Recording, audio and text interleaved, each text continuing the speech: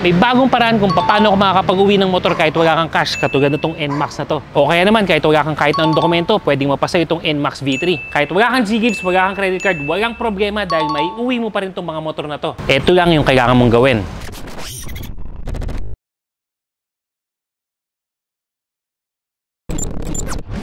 Bago natin pag-usapan yung topic na yan, napansin namin na karamihan sa inyo hindi pa nakasubscribe at nakafollow. Para hindi kayo magpuhuli sa mga ganitong bagita, mangyari po lamang na kayo ay mag-subscribe at mag-follow sa ating mga channels. Maraming mga motor dito na pwede kang makuha gamit yung paraan na sinasabi ko. Ayan, may mga sobrang titipid sa bagas, mga pangdigi katulad ng mga Honda Beat, mga 125cc, Mio Gear, at karamihan ng mga units din dito, mga 3 years registered, halos bago pa talaga. Yung iba nga brand new quality pa. Daming options pa dito. Ito, best seller itong mga ito, yung mga Honda Click version 3, version 4, marami dito. Kaya naman yung mga classics, mga modern classics, may mga Mio Soul, at yung mga all-time favorites, katulad ng syempre, Bergman, motor natin yan. May mga iba't ibang klase ng NMAX at iba't ibang mga high-end pa ng motor na maangas. Ikaw na lang talaga mamimigay kung anong motor yung trip mo. Ang maganda niyan, within the same day, may uwi mo na rin kaagad yung motor na gusto mo ng sobrang bigis lang ng proseso. Yan ang pag-uusapan natin ngayon. Ready ka? Okay mga brother, dito sa motor ni Juan, pinipilit nating makakuha ng mga iba't ibang paraan kung paano kayo bilang mga rider o kaya naman mga gustong maging rider, paano tayo magkakaroon ng paraan na magkaroon or makapag-uwi ng motor gamit ang iba't ibang mga options na nadidiscover natin dito sa channel na to. Okay mga brother, so kung napapansin nyo, dito sa motor ni Juan na page at saka sa channel, nagkakaroon tayo ng mga iba't ibang mga paraan kung paano tayo makakapag-uwi ng motor. Kasi hoda, hindi kailangan ng cash, kasi hoda, hindi kailangan ng mga dokumento o mga requirements, o kaya parehas. O kaya naman kung saan tayo makakuha ng motor na mas makakamura tayo. Dahil nga, hindi lahat sa atin ay mayroong pambayad na pang-cash. Hindi naman din lahat sa atin ay kaya ng brand new.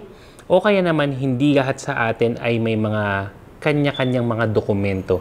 Pero marami sa atin ang gustong magkamotor dahil gagamitin sa pansarili, para sa pamilya, at para sa hanap buhay. Ngayon, sa video na to, ipapaliwanag ko sa inyo ang isa na namang paraan, bago to kung paano tayo makakapag-uwi ng motor nang, ulitin ko, no need for down payment, no need for requirements. Bago to mga brother dahil sa mga nakaraang video na i-discuss na natin yung credit card option. Na i-discuss na rin natin yung bank loan option at na i-discuss na rin natin yung G-Gives through the GCash option. Meron tayong isa na namang paraan. Ano yun? Baka meron ka na nito, hindi mo lang alam. Ito ay ginagamitan ng iyong home credit app. Paalala mga brother hindi ito sponsored ng Home Credit. Sana sponsoran ako ng Home Credit, di ba? Pero hindi po ito sponsored ng Home Credit. Ibino-broadcast lang natin itong video na to dahil na-discover natin na pwede pala kayo makakuha ng motor gamit ang Home Credit. Ano nga ba yung Home Credit? Ang Home Credit ay isang loaning institution, loaning app, kung saan pwede tayong bumili ng iba't ibang mga produkto gamit yung app na yan. Sila yung nagbabayad dun sa merchant o sa nagbebenta para sa kanila na tayo maghuhulog buwan-buwan. So, hindi mo kayo na kailangan maglabas ng malaking cash, pero makukuha mo yung produktong gusto mo. Normally, yung home credit na yan ay pwede sa mga gadgets, appliances, at iba pa. At never pa yung nagamit na pambili ng motor. Pero sa update na to, pwede. Paano nga ba yun? Makinig kang mabuti at tapusin mo tong video na to. Ang home credit, meron yan dalawang paraan kung saan pwede kang makakuha ng pambili ng motor. Una ay ang cash loan. Cash loan, sa madaling sabi, kapag meron ng cash loan offers yung home credit at yung cash loan na yan ay pasok dun sa presyo ng motor na gusto mong bilhin, then iti-take out mo lang yan gamit ang kanilang mga cash loan partners kung saan mo pwede yan ma-encash.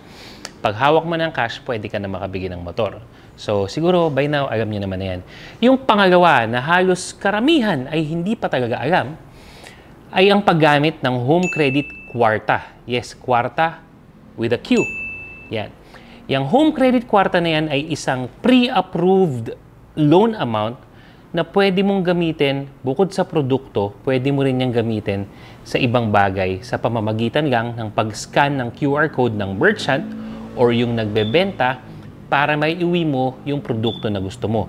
At sa pinag-uusapan natin ngayon, ang target na produkto natin ay makapag-uwi ka ng isang motor. Hindi sa lahat ng mga dealers at mga nagbebenta ng mga repo at ng mga warehouses ay available yan. In fact, as far as I know, correct me if I'm wrong, sa Moto Changi PH lang available yung option na yan. Wala pa akong nakita na ibang mga nagbebenta ng motor, mapa-dealers yan na malaki o kaya naman mga mapa-warehouse na malaki na nag-offer ng ganyang option.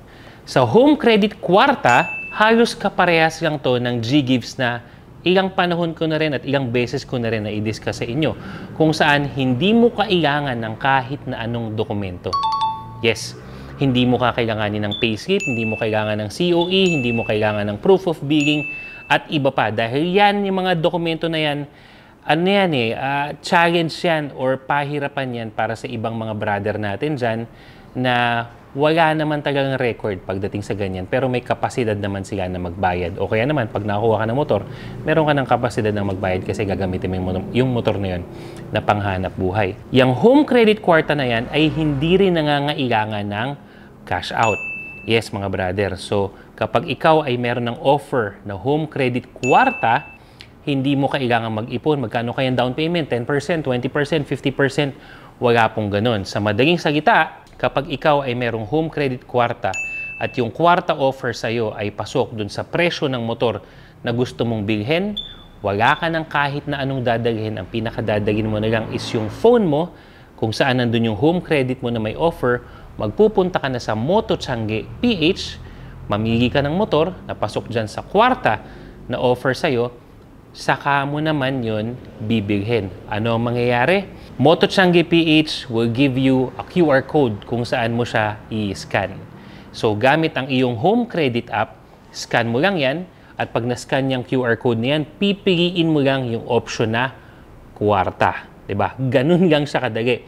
At bago yan mag-go through, the home credit app will give you an idea kung magkano ang babayaran mo buwan-buwan, gaano kalaki ang interest, at gaano kahaba yung terms or yung amortization kung saan babayaran mo ng installment yung motor na nakuha mo, ulitin ko, nang hindi ka naglalabas ng kahit magkanong pera o kaya naman kahit anong dokumento. Paalala mga brother bago kayo magpunta sa Moto Changi PH para mag-avail ng motor gamit ang iyong home credit app, be sure na i-check mo muna iyong home credit profile na kailangan hindi lang product offer ang meron sa'yo, kundi kwarta. Again, kwarta with a Q. May kita mo yan sa iyong home credit profile. Again, ulitin ko, dalawa yan. Cash loan at saka kwarta. Yan ang mga pwede mong i-maximize or i-take advantage kapag ikaw ay bibili ng motor sa Moto Changi PH. Tanong, brother, paano yan? Yung kwarta ko na galing sa home credit, 50,000 lang. Yung motor na gusto kong bilhin ay nagkakahalaga ng sabihin na nating 70,000 pesos. Okay lang yan.